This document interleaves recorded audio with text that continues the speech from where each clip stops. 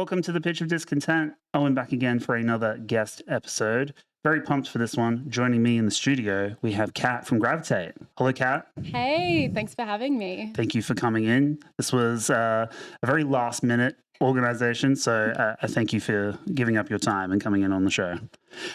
For listeners who might not be familiar with you and what you do, let's do a brief introduction. Could you tell people who you are and what you do? Sure. Hey, I'm Kat. So I sing in Gravitate. I started in a band called Boundless. And what do I do in life in general? Yes. So I generally go to the gym pretty early in the mornings. A bit of a recluse. I kind of stay inside a lot. I read. I also study and I work incredibly long hours as well, unfortunately. So I work in construction. Okay. Yeah. So yeah, like minimum 12-hour days. When it gets really busy. Yeah. Well, really now I feel incredibly lucky to slot you in with this busy schedule. We made it. We made it. Yeah. 2 points at the top. What are you studying and what do you like to read? Good question. So I'm studying Bachelor in Construction Management. So it's kind of like a mesh of engineering and project management, which kind of just slots into what I do for work. Beautiful. And I love reading like Japanese books, like Murakami kind of books. Okay, and, yeah. Cool. And we were just talking off mic that you recently got back from a holiday in South Korea and Japan. So that obviously is like more skewed towards your interest, right? Yeah, Reading that sort of literature. Yeah, absolutely. Yeah, nice. A little bit obsessed with Japan. Just love it so much. I mean, why not? It's a cool place to be obsessed with. Exactly. Yeah.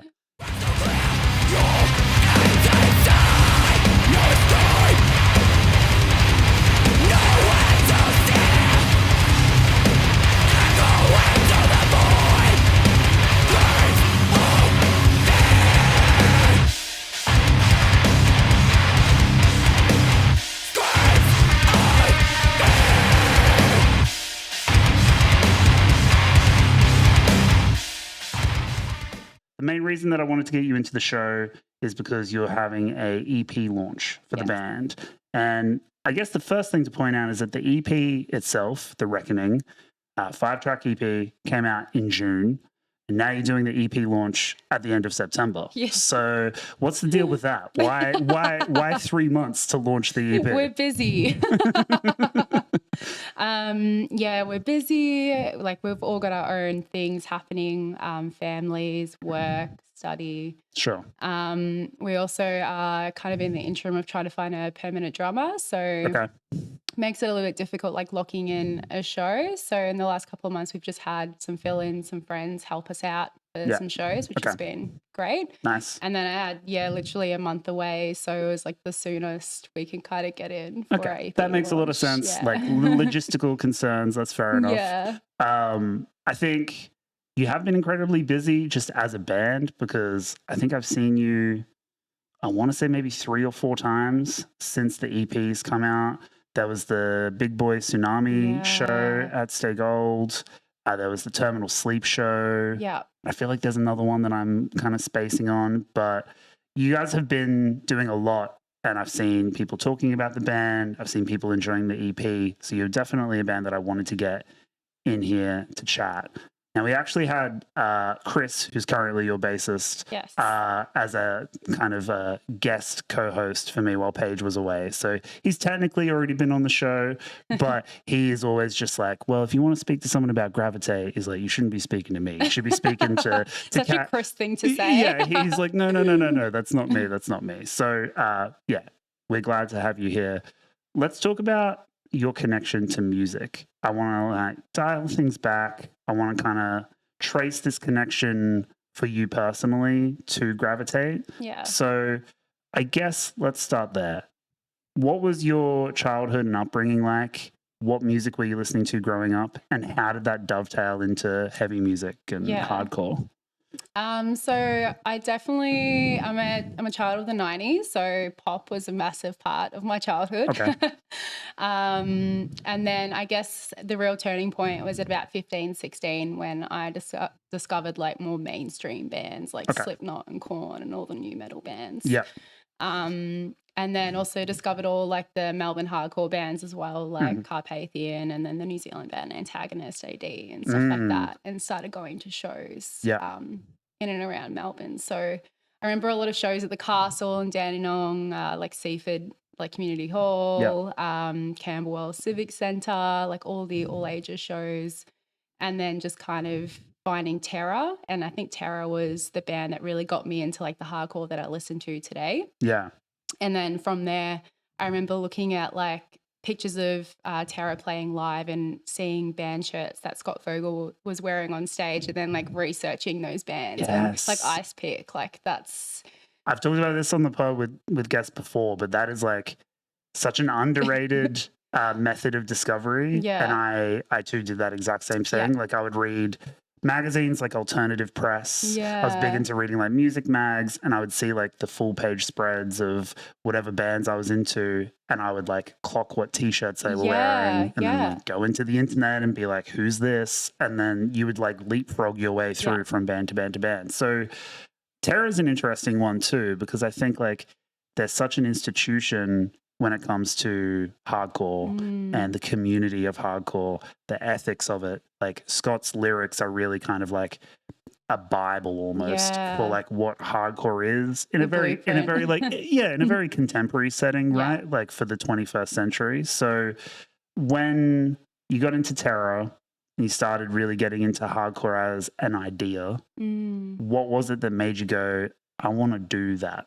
I want to go from a participant to someone up on stage. Yeah, that's a good question, because I never thought I would play in a band ever. Like I'm an introvert, so but one of my friends, I love Integrity. One of my friends was like, "Hey, do you want to start an Integrity worship band?" And I was like, "Hell yeah, I do." Perfect. And that was Boundless. And I remember the first practice, I was like facing the wall, and I was like, "Don't look at me."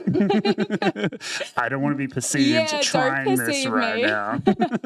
So that's kind of how it started. We just kind of wanted to play music that we loved, and have fun with it. With that kind of idea of like starting a band with your mates, was the idea of screaming and doing vocals kind of the only thing that was available to you? Do you play another instrument? Was there like... I wish. Yeah. I don't think I'm musically talented like at all, like with instruments. I've tried. I'm going to continue to try. But I think that was the only like avenue at that point, and also for now. But hopefully in the future, I'd love to play like guitar or bass. So like we've kind of touched on it already, but like there would have been some anxiety and trepidation about giving that a go, because like it's not really a natural thing. You don't really go around in your daily life just screaming. I mean, you can. You can, but you certainly don't go around like screaming for prolonged periods of time. Yeah. It's something that I think you definitely have to learn, right? And try and figure out whether you can do it and sustain it without, ruining your voice. So I guess for you, like once you tried it out, were you then of the mind of like, okay, I can do this, I can do it well? Did you try and, do lessons? Did you try and like perfect the voice as an instrument? Yeah. Lessons are still on the cards for me. It's just a time constraint thing. Sure. But I have noticed like since the demo of Boundless to now, there's been just a massive change in like projection, even not even just tone, but projection and strength. So that's been really rewarding to see. Well, we'll talk about it in a little bit when we talk about kind of the genesis of Gravitate. But I was listening to the band's discography today as kind of prep for our chat. And I would say like even from the beginning of the band's demo through to the Reckoning, like I notice a really stark improvement in your vocals, particularly on the Reckoning. Like the switch up from the Reckoning, like for the whole band, like the production is bigger, the instrumentation is a little bit different. You have a lot more like range and kind of like clarity to your voice. Yeah. So like there is definitely this idea of growth in your vocals. You're very welcome. I mean, I can't do that. So like I think it's a very impressive thing. But yeah, let's talk about Gravitate. So you were doing Boundless, and then is Boundless still a thing or hiatus? No, not really. Yeah, we kind of just put ourselves on ice, and then potentially, never say never. Yeah, exactly. I would love to see it happen again one day, maybe. And a couple of people have also told me the same thing, which is also really nice to hear as well. But also, our last show was with Mind Snare, and I'm like, how can we top that? Like, it was that's just a pretty good note to go out on, isn't it? Yeah. All right, so you put Boundless on ice. where does the idea for Gravitate come from? So during lockdown 2021, Dave reached out to me and said, "Hey, do you want to start a band? I've got some tracks." And Yeah. we kind of just started talking. I mean, we were all in lockdown. We weren't allowed to leave the house yet. So, it was kind of him writing, programming drums, and then me writing lyrics. And then when we were finally able to get into a room and practice, that's when it all kind of came together. So I think that was about mid 2021. Yeah. Okay.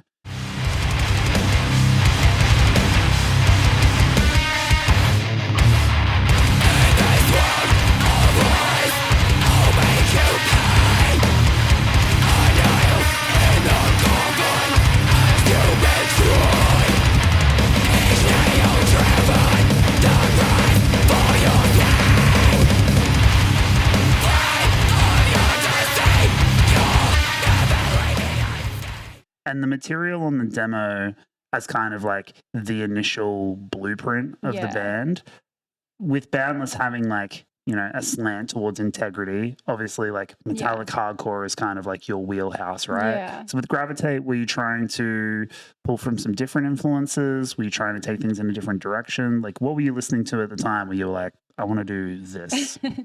Well, I think with Dave's background with Rebirth, a lot of the demo has that Rebirth sound to it, like Foundation, Rebirth, but also he loves Converge, so you can definitely hear that mesh of like Converge. A little bit of a kind of like angry, kind of mathy kind of quality to it. Yeah, exactly. And you can also hear that in The Reckoning as well in some of the tracks. So it was kind of just changing a little bit of direction from that integrity kind of style to something a little bit more metallic. Yeah. I hear a lot of like Turmoil as well in that particular kind of like very late 90s, early 2000s metallic hardcore, where you can kind of split hairs and be like, is it metalcore? Is it metallic hardcore? Does it really make a difference? It's all very much of the same kind of like delivery and aggression. So you put the songs out for the demo. You say to people, here's Gravitate. It's the new band. Moving into the first EP, Clarity of Distance, it'll come out in 2022. So going from the demo to the first release, where was your mind at? Where's the band at in terms of trying to level things up and take things to the next level? Yeah, I think it was really just a continuation of the demo. Like Dave had 12 songs and we kind of picked from those songs what would be the best step forward for that EP. And it was just kind of seeing where we were going to take it. That EP feels like a lifetime ago. I'm not going to lie. It's like 2 years ago. I'm like, wow, I did that. I think, and again, to kind of talk about like listening through the discography, you know, all in one sitting, like you can see a progression from the demo, which I think, you know, most bands have a progression from their demo. The demo is like the genesis of the idea. The first release is where things start to really coalesce and become a concrete idea. I feel like there's more of an emphasis on moshy kind of parts as we get from like release to release. And particularly The Reckoning is probably like the most moshable music you've put out. So I think, was there always an idea of like writing stuff for people to participate and move to? Or were you more trying to write, I don't know, particular parts or like particular instrumental kind of components? Like, was there a conversation in the band about that? Is that something that you were trying to do? Yeah, I think with some of the songs on Clarity of Distance, they sounded really good recorded, but then they didn't always translate really well played live because they were a little bit more technical. And we did see like crowd involvement, but we wanted to see obviously more of that and just for everyone to kind of have a good time. And so we did kind of work on that a little bit more for our latest EP. So again, that kind of takes us through to now, right? So I was talking to you off mic. You did an interview with the Pushback podcast, which is based out of Newcastle. People should check them out. They're great. And you talk a lot there about how getting Paul, who's the guitarist in the band, was a kind of catalyst moment, I guess, for the band in terms of bringing in some new energy, some new ideas. So talk to me about that. How do you know Paul? How did he come into the fold? So I just met Paul through the scene when he played in Caged Existence. Right. And just kind of stayed in contact. And then we needed a bass player, so Paul helped us out for a couple of months. And yeah, it was funny. He loves his dad jokes. He's got kids. His name in the band chat was like Phil in, like the name Phil in. Perfect. Yeah. Love that. And now it's full-time Phil. So yeah, it kind of started with him filling in, and then I guess we all kind of meshed together really well. Yeah. And yeah, we got to keep him, which is great because, yeah, great energy, really great ideas, wants to move forward. Is always writing. Him and Dave are always collaborating, which is always also really great to see. Yeah. It's great to have two guitarists. Yeah, I mean, it is good to have two guitarists. Definitely makes the sound a lot more kind of full and dynamic. Absolutely. You mentioned in that other interview that a lot of the material for The Reckoning was stuff that Paul already had. So between Caged Existence and Gravitate, was he working on, another project potentially? Yeah. And then he's like, hey, here's some I've prepared earlier. No, what do you think? That's what happened. So he wrote those songs and then approached me and said, hey, I've written these songs. I'm just going to release it out there, but I want friends to do guest spots, like pick a song. If you want to do that song, you can write the lyrics. He also wanted a few other friends to do some guesties on those tracks as well. Right. And then I think maybe a month or two passed and he was like, hey guys, I just want to like share this with the band. What do you think? So then we kind of, Dave and Paul collaborated on those songs and made a few changes, very minor changes, but put a bit of Dave's twist on a few of the songs as well. Like our track Hellfire was written before Paul joined, and then the intro Paul and Dave wrote together. So and that's Screams of Fire? Screams of Fear. Screams of Fear, sorry. No, all good. I just remember it was SOF. SOF, yeah. Yeah, cool. I think that's interesting because it definitely feels cohesive and seamless, right? It doesn't seem like stuff from a different band or a different songwriter. So like, again, like listening to the whole discography today in one sitting, like you can feel that it's the same band, that it's the same songwriters. So just having Paul in there has kind of just added extra ideas to that kind of pot. So when you're recording The Reckoning, you're doing your vocals, what are you trying to bring to this particular release that you felt needed to be improved, or things that you wanted to experiment with based on Clarity of Distance and the demo? Where were you trying to take your vocals for the band?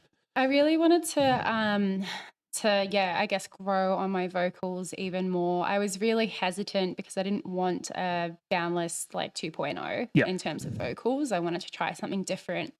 And I think that's what I was kind of trying with the demo and the first EP with like the deeper vocals. Yep. And then Paul and Dave really had to like cheerlead me to be like, no, you have to use your range. Like we know you have it. And there were a couple of moments where they were like, now, like, when we were recording, and I would stop, be like, I'm just like so happy because it felt like we were collaborating so actively. Yeah. It felt like a real, like kind of like a family kind of band moment. Yeah, that's perfect. And then, just going through and working through range and sort of finding where, highs go and mids go and what sounds better and changing it up so it's not just like one tone. Yeah. Across the whole record, yeah. Yeah, and I think that definitely sets it apart from the band's previous material. And, you do have a great range. So, like, to see you using that in between tracks and also, like, in tracks is kind of a really, really good quality because it does make things a lot more vibrant and dynamic. Yeah. It makes the mosh parts and, like, the pit calls and shit hit harder. Yeah. So, like, I think that's a great kind of point from them to really kind of push you to do that. And if it felt nice and inviting to do so in like a family environment, like that's a plus as well.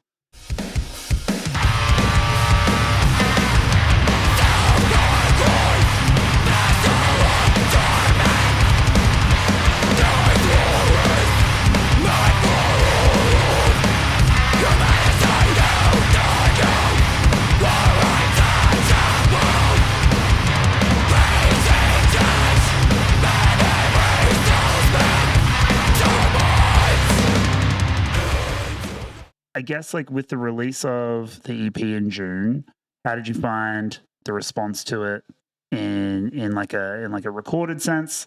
And then what has the response been like live for the kind of crowd participation aspect that we were touching on before?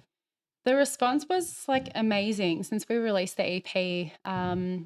Really wasn't expecting the response that we did receive, but it was really nice to see that all the hard work that we've put in, especially Paul, years of writing those songs. And then I had some of those lyrics saved up for a year or two, like since the last EP. So yeah, it was great to see that like when your hard work kind of pays off and people can see the contrast between your old and new stuff. Yeah.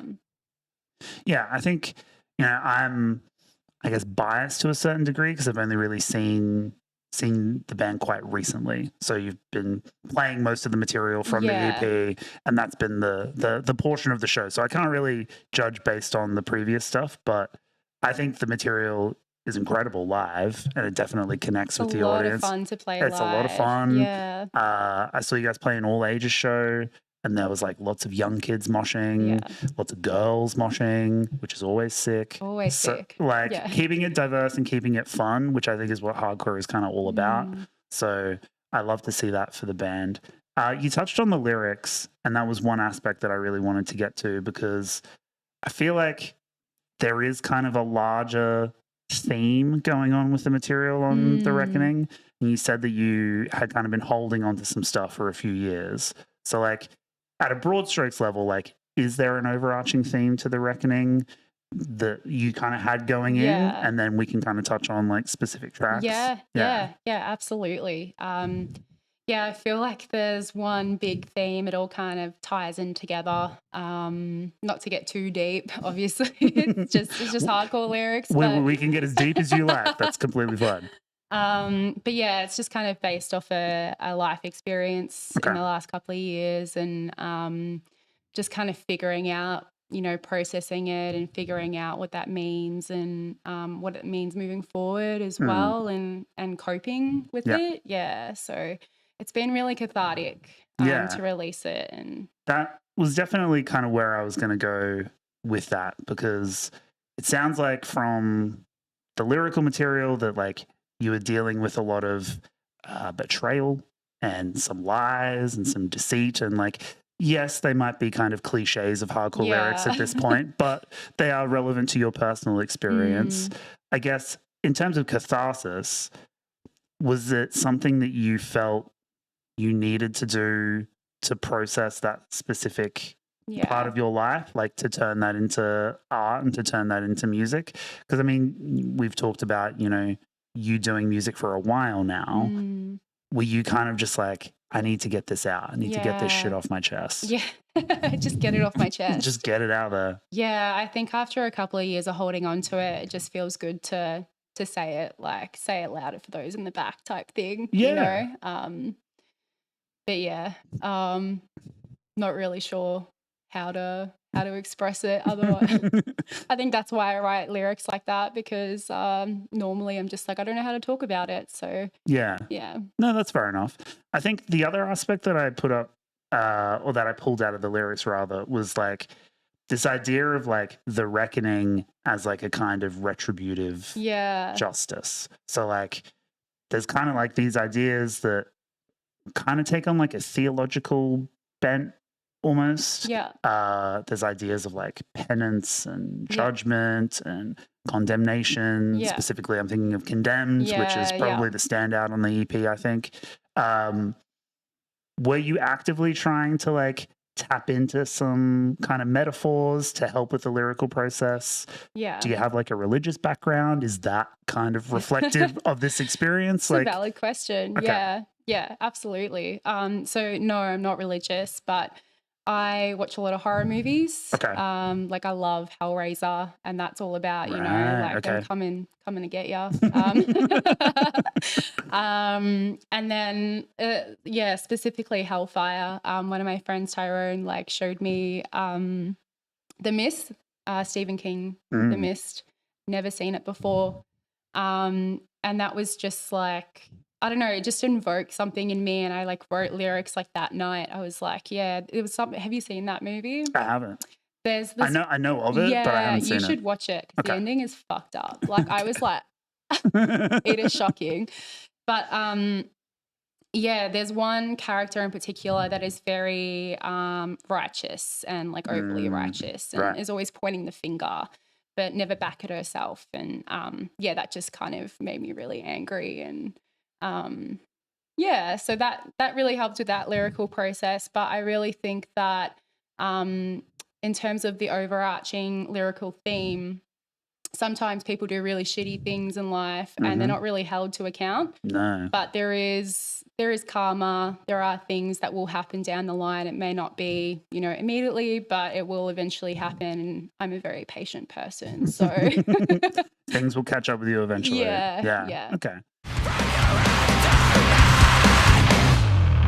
I'll bury you in a shallow grave. This fate you run, the one that you crave. I wasn't strong, fighting back, and you're too blind.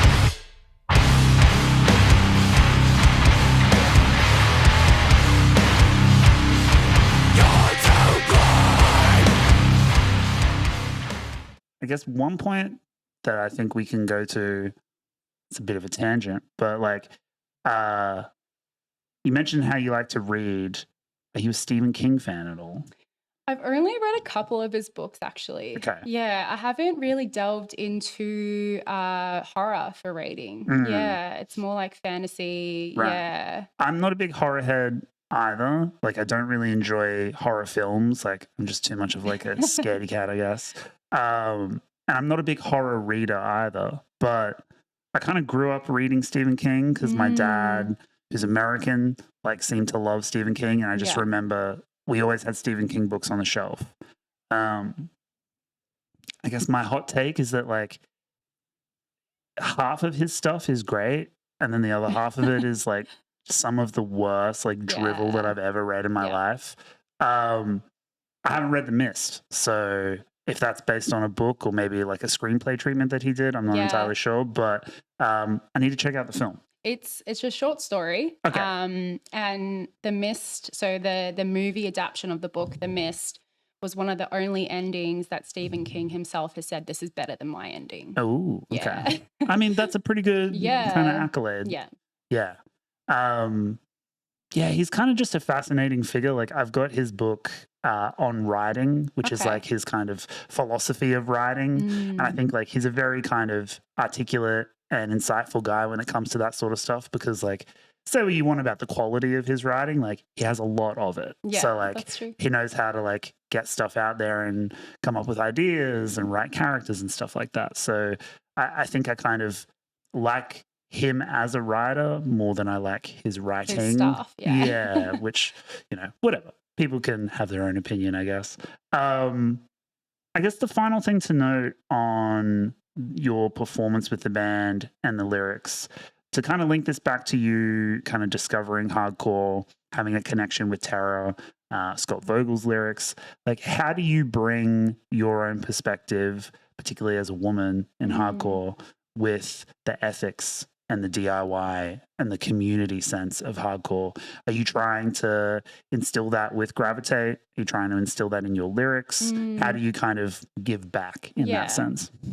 There is a track on Clarity of Distance that I wrote based on, you know, working in construction. Sometimes I experience some pretty crazy stuff being a woman. Like only 4% of women work in construction in Australia. So I can imagine it's a bit rough at times. Yeah, definitely. Yeah. And I've definitely developed some like thick skin in the industry. It's been 5.5 years now. So yeah, I think through my music, I really just try and show like strength. Like you just have to really be strong and like within yourself to kind of hold your own no matter what life throws at you. Sure. And also just kind of leading by example in a way. So I've had some girls at shows come up to me and stuff, or even just seeing girls mosh, that kind of thing. So not like the super obvious, direct, like like women are awesome, but seeing that it just happen like Yeah. organically is also awesome because you're creating that space, you're making that space available to them. Yeah. I had Beck from Terminal Sleep on the show Yeah. a couple of months ago. She had very kind things to say about Gravitate. Oh, I believe she was wearing the Hate Breed Oh, boot yeah, rip that's on the interview. And I threw this question at her, and I'll throw it to you as well. Like, do you ever think of yourself as a role model in that sense that you were talking about? Is that something you try and keep active at the front of your mind, or is it something that you kind of just reflect on after the fact? I think I definitely try and lead by example. I wouldn't consider myself a role model, but Exactly what Beck yeah, said. I don't know. It's like, oh, I feel I think it's a hard thing to think of yourself in that way. Yeah, but when, you have really young like women coming up to you at shows and saying really nice things or just commenting on like the pitch of your voice, they're like, oh, how do you sound like that? Like, I want to sound like that. Yeah, that gives me life. Like, that's really cool. So I'm hoping to just kind of continue on and hopefully that sets a good example. Yeah. Yeah. I think that's probably the best thing and maybe also the easiest thing to do is to just kind of lead by example, right? Like have your deeds and your actions kind of speak for themselves rather than to try and like, I don't know, put yourself on a pedestal and like try and make it this very like performative thing. It's just kind of like, I'll just do it. Yeah, and then exactly. if people are into it, that's cool. You know what I mean? Yeah.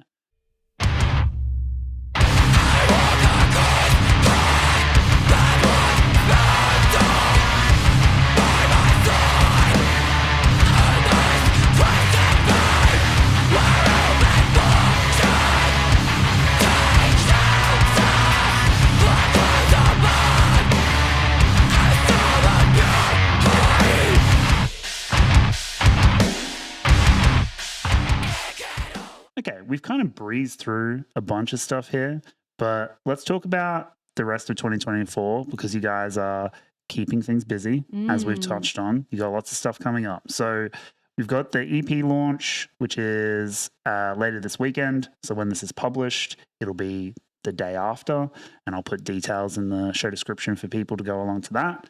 But tell me about what's next for the band. You've got shows coming up in Melbourne, Adelaide. Let's talk about that. Hardcore at the Bird. Yes, I'm so excited. Have you guys played Frankston before? Yeah, we have. We played Frankston last in January. We're sick of it all, and that was just huge. So much fun. So much fun. I love the Ninch. I love Frankston. One of my best friends lives down in Mornington, and I've only ever been there one time because I'm new to the state. Of course. But we took a trip down there, and it was lovely. Yeah, it's great. It's it's special and. One of my best friends lives down there and I was able to house sit down there for like 7 weeks at the start of the year, like over Christmas and stuff. And it's just a really nice part of Victoria. So the Bird will be great. I am looking forward to seeing everyone in those bands, like 8 Count. I love those boys, Beaver Shack. They're all just great people. So it will be a lot of fun. Yeah, I think Frankston kind of has its own and has had its own reputation kind of like separate to Melbourne. I feel like even though it's relatively close, like it has its own kind of scene. Yeah. The bands have their own kind of sense of identity from there, which I think is super sick. Do you notice any kind of difference in the crowd or in the crowd response when you play there? It's a lot younger. Right. Yeah. Okay. Yeah. And I'm pretty sure the show in Frankston next month is an all-ages show. I believe it is, Yeah. So that'll be awesome. Younger and also a little bit more metal as well, a little bit more emo, which I like to see. I like to see the resurgence of emo come back We love a mixed bill. Exactly. So, bring it on. And lots of crowd involvement. Like you see kids dancing, even if they don't know the band or the lyrics, like they're just happy to be there and listen to music, which I think is like the essence of hardcore. Yeah. I mean, we all have to start somewhere, right? Yeah, like, exactly. No one's born with like the perfect mosh moves. You know, you learn by doing. You have to kind of fuck up a little bit to figure it out. The other show that you've got in October is a show in Adelaide.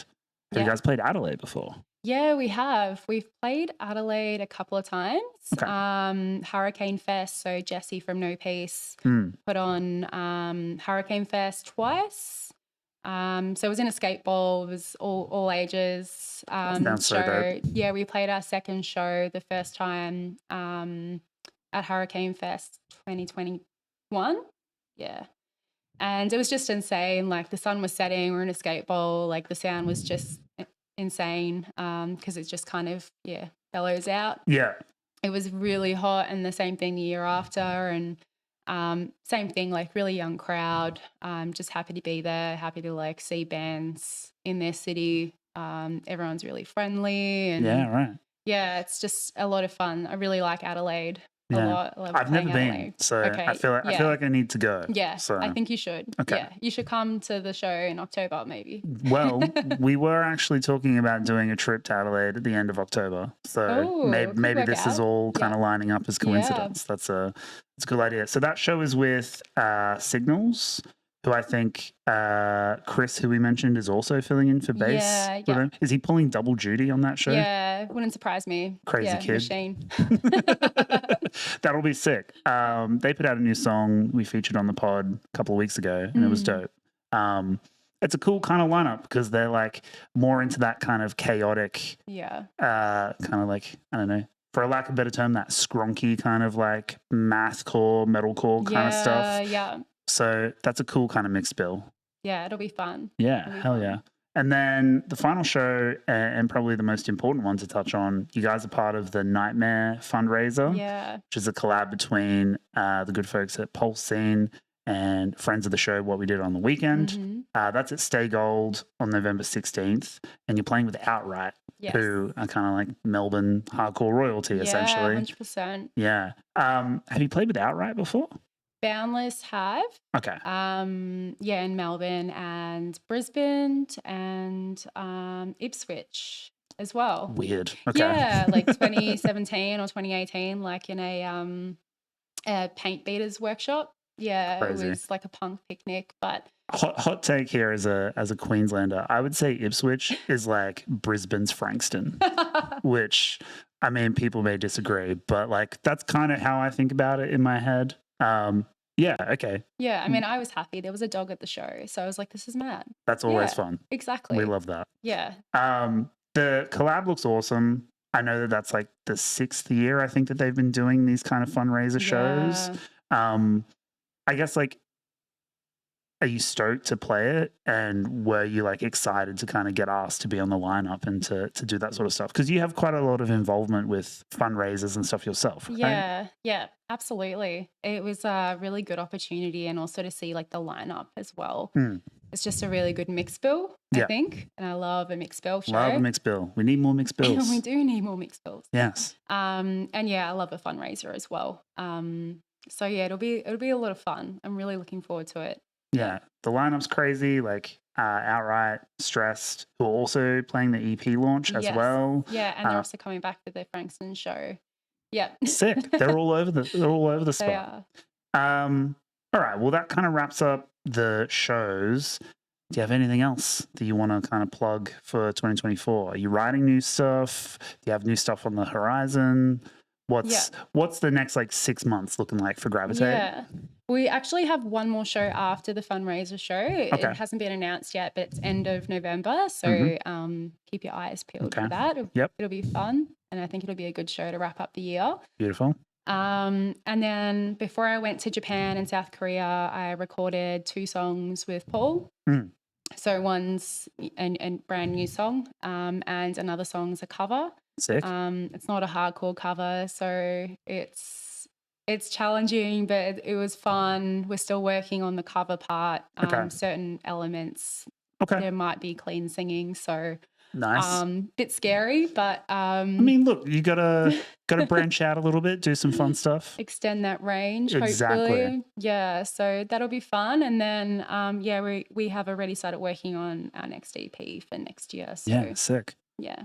Well, it sounds like things are keeping very busy for you. Yeah. I think we'll kind of wrap things up there. So, like, with my closing question, I kind of want to ask you at a very like broad level, what do you want people to to take away from Gravitate, from the band, from you as a vocalist and a lyricist? If there's any kind of like overarching thing for them to take away from you and from the show, what would it be? I think we're just trying to have fun, really, and find our sound. Like I think we've really locked in to our latest EP, and we're just going to try and hone down a little bit more into that sound. And when we play, we really just want to have fun. We want to see the crowd have fun. I'd love to do more fundraisers, and just take it a little less seriously. Yeah. I think that's a very, very important sentiment, because I think people are, there are lots of serious things, lots of serious issues in the world to take seriously. But I think like at the end of it, hardcore should still be this like joyful thing. Yeah. People should be having fun and should be able to express themselves and not necessarily take it super seriously all the time. So yeah, I think that's a perfect place to end it on and wrap things up. Cat, thank you so much for coming on the show. Thanks for having me. No worries.